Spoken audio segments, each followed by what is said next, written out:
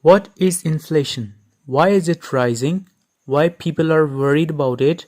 And what do interest rates have to do with it?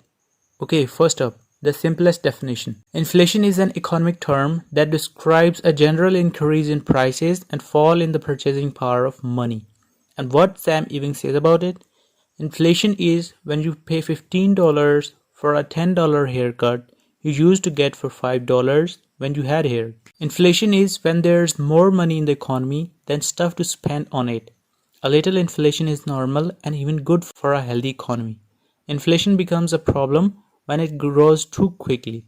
Money losing value at rapid rate can lead an entire economy to spiral out of control. All governments and central banks try and control inflation with regulation and monetary policy. Inflation is expressed as percentage. Here are two things to consider. Rise in prices. In 1950, you could buy a cup of coffee for 22 cents, while today an average cup of brew costs $2.7. Falling purchasing power of money.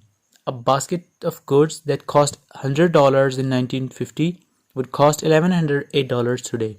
Inflation is rise in cost of goods and services.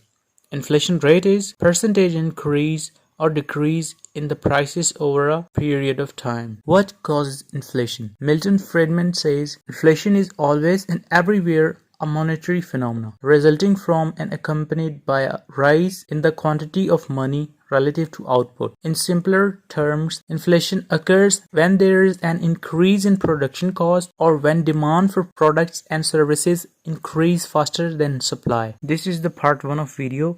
In the second part, we will talk about the types of inflation. If that video could have made up to now, that will show up here on the end screen.